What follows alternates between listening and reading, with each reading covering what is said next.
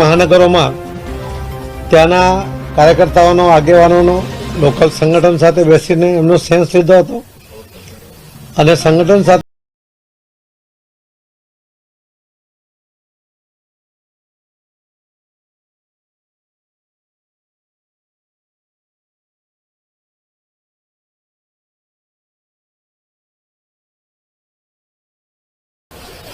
એની scrutiny કરીને જે panel આવી એ પેનલ પણ 2 વાર છણાવટ કરીને પ્રદેશના પાર્લામેન્ટરી બોર્ડની અંદર એની ઉપર ખૂબ વિગતે ચર્ચા કરી હતી. જ્યાં જરૂર પડી ત્યાં વધુ માહિતી મંગાવીને પણ એ ઉમેદવાર માટેની ચર્ચા વિચારણા કરીને એની યાદી તૈયાર કરવામાં આવી છે. હું ચોક્કસપણે કહી શકું એમ છું કે જે પ્રક્રિયા ભારતીય જનતા પાર્ટી લોકશાહી પદ્ધતિથી ચેરની પ્રક્રિયા કરે છે એ પ્રક્રિયા અન્ય કોઈ પાર્ટીમાં ચાલતી નથી. એ પણ મારે આપ સૌના માધ્યમથી લોકોને કહેવું છે. આજે સાંજ સુધીમાં તબક્કાવાર દરેક મહાનગરપાલિકાનું લિસ્ટ એ આપને મોકલી આપવામાં આવશે અને આવતીકાલે 5મી તારીખે 12 અને 39 દરેક મહાનગરમાંથી ભાજપના કાર્યાલય પરથી ઉમેદવારો પોતપોતાના આરોપ પાસે જઈને જે કોવિડના નિયમો છે એનું પાલન કરીને ફોર્મ ભરવા માટે જશે. પાર્લામેન્ટરી બોર્ડે ગુજરાતમાં આ વખતે એક અલગ નિયમો પણ બનાવ્યા હતા કે 3 ટર્મથી વધુ કોઈને ટિકિટ આપી નથી. જેને 3 ટર્મ પૂરી થઈ હોય એને ટિકિટ નહીં આપવાનો નિર્ણય કર્યો હતો. જેમની 60 વર્ષની ઉંમર પૂર્ણ થઈ હોય એને પણ ટિકિટ નહીં આપવાનો નિર્ણય કર્યો હતો. કોઈ પણ માજી મેયરને લડાવવા નહીં એ પ્રકારનો પણ નિર્ણય થયો હતો. કોઈ પણ આગેવાન હોય કે પદાધિકારી હોય કે ચૂંટાયેલા પ્રતિનિધિ હોય એમના પણ કોઈ સગાને ટિકિટ નહીં આપવાનો એક નિર્ણય કર્યો હતો.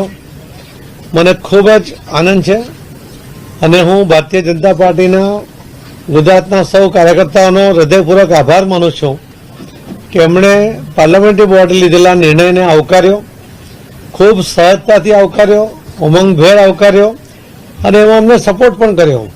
એના કારણે આખા ગુજરાતમાં કોઈ પણ કાર્યકર્તાઓએ અશિસ્ત પણ નહીં આચરી. શિસ્તબદ્ધ રીતે એમણે આ પ્રક્રિયામાં ભાગ લઈને આ નિયમોનું પણ પાલન કર્યું.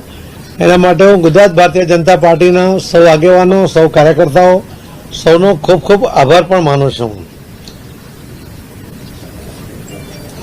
આજે આ પ્રક્રિયા જે પૂર્ણ થઈ છે એ પ્રક્રિયાની અંદર 50% બહેનો છે, 50% પુરુષો છે, ભાઈઓ છે. એ રીતે આ 576 ઉમેદવારોની યાદી આપને થોડા સમયમાં આપના ઈમેલ ઉપર મોકલવાનું શરૂ કરવામાં આવશે.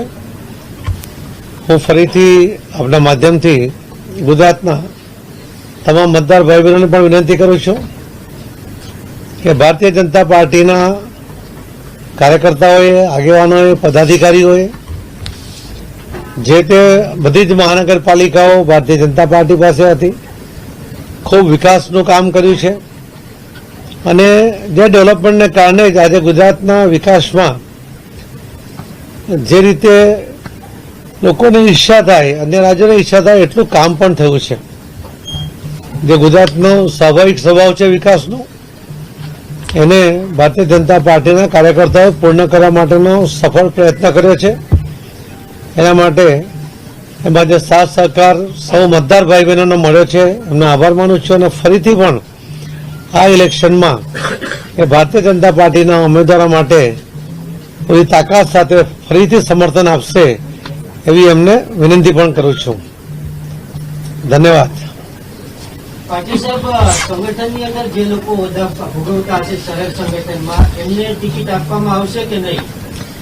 કોઈપણ સંગઠનમાં કોઈપણ પદાધિકારીએ જો ટિકિટ માંગ્યો છે તો એને રાજીનામું આપી દેવું પડશે, તો એને ટિકિટ આપવામાં આવશે અને તે જગ્યા તરત જ ભરી દેવામાં આવશે. ફરીથી એને ત્યાં ચાન્સ નહીં આપીએ.